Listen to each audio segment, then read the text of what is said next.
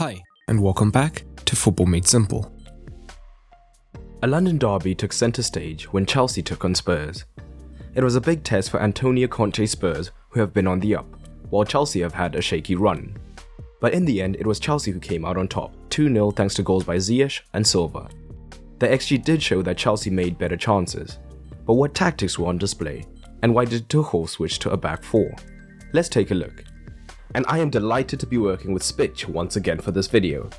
Spitch can take your enjoyment of football up another level, as it is an outstanding fantasy football app, allowing you to compete against the world or your mates for a chance to win a share of £70,000 every week. That's right, every week. So unlike other fantasy football apps, you don't have to wait until the end of the season to win awards, meaning that if you miss a week, you still have the same chance of winning anything in a given week. So you can pick from a number of pitches, some are paid for, but some are free, and either way you can still win money. And look for the stats associated with each player, and a captain who will get double points. So for this week my team will look like this. All you have to do is confirm your ID and you're good to go. Spitch is available for anyone over 18 and in the UK or Ireland, and you can download it through the link in the description below. We'll first look at Chelsea in possession, as they dominated with 65% of the ball. When the centre-backs had space on the ball in open play, Spurs defended in a 4-4-2, with Bergwijn pushing up alongside Kane. And their role wasn't to press the centre-backs at all. In fact, Spurs generally didn't press, ending with a passes per defensive action of close to 17.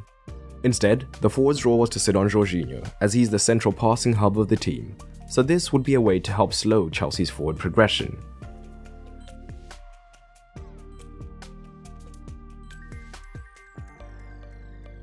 This did work somewhat, as at the time he was taken off, he only had the 6th most passes for the Blues.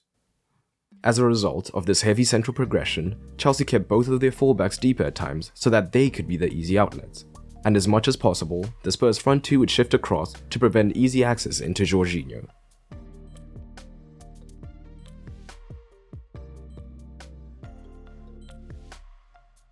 And where Chelsea would usually use a double pivot when using their back five, rather than having Kovacic or Mount to help support Jorginho, they both usually push much higher up into the half spaces, forcing the Spurs midfielder deeper to cover them.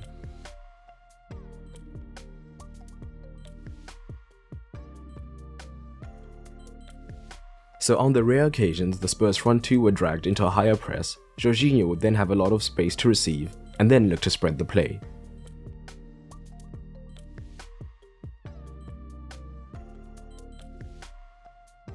But the wide areas are where Chelsea thrived. Initially, when defending, Doherty would be tucked in, trying to use his cover shadow to prevent the ball into Kovacic in the half space, and then he would spring forward when Sarr received the ball wide, in order to keep it a 2 versus 2 down the Chelsea left.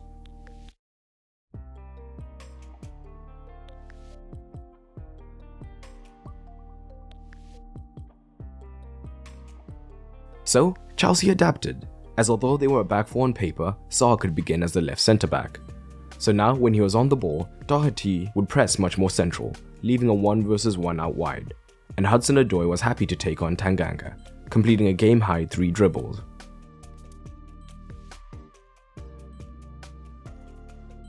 Kovacic could also move out wide to support.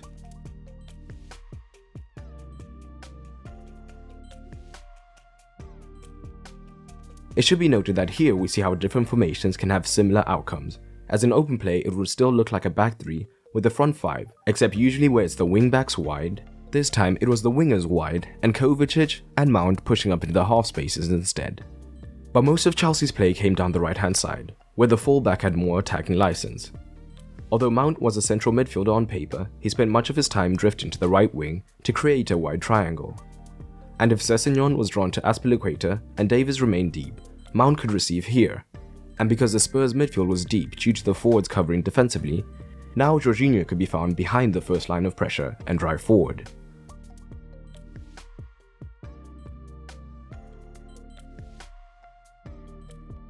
But more interestingly, we often saw Ziyech come deep towards the ball, dragging Davies up with him. And at these moments, Mount would make the run into the space behind the fullback to receive and often look for the cross, leading to some decent opportunities.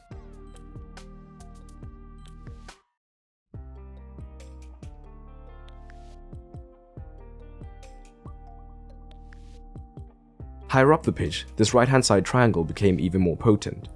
Ziyech naturally loves to cut in on his left foot, and teams are aware of this and look to show him down the outside. And this would leave space out wide, so where Sarr was a defensive fullback who didn't overlap, Azpilicueta did, and he could then be found for dangerous crosses.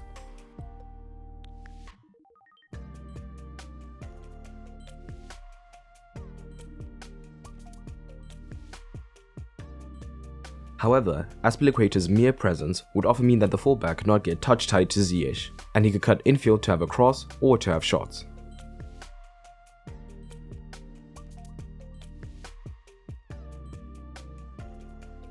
We see all of this culminate in the first goal. Sarr is on the ball and Doherty is now dragged central, and this time Kovacic is deeper, dragging wings high. This means Hudson-Odoi and Tanganga are now in a 1-versus-1 situation.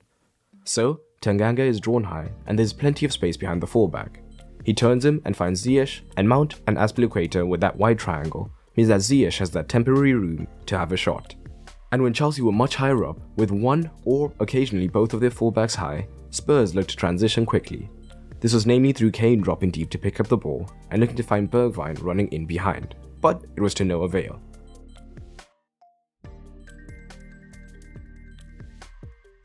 And Spurs generally struggled to make inroads on the ball, ending up with only 35% possession and only 4 shots in the 90.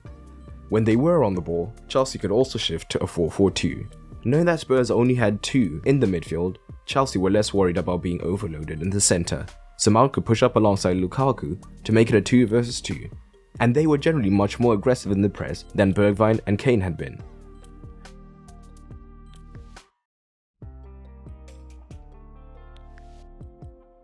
So, with the defenders struggling to build from the back, Spurs often try to go more direct, looking to find Bergwijn either first through the dropping Kane when they performed opposing movements, or with a direct longer ball. However, for the most part, Silva and Rudiger were unbothered by this, meaning it usually only led to a turnover. Overall, it was a comfortable win for Chelsea, although if Kane's goal had stood, it could have been a much different ballgame. It was also an example of how different formations can adhere to the same general principles, as Tuchel's back 5 and back 4 had many similarities. But what did you make of the match? Drop it down below. And if you enjoyed this video, you may also enjoy the FMS Patreon. On Patreon, you'll get early access to videos, exclusive videos, as well as the ability to vote on various polls and so much more. It's a great way to support the channel, and it is now cheaper than ever. All you have to do is head over to patreon.com/footballmadesimple, or press the card in the top right or the end card at the end of this video. And a special thanks to my patrons including Daniel Angulo, Vin Blaine, Zols Babai, and Tony Chen. But that's all for today, and remember, keep it simple.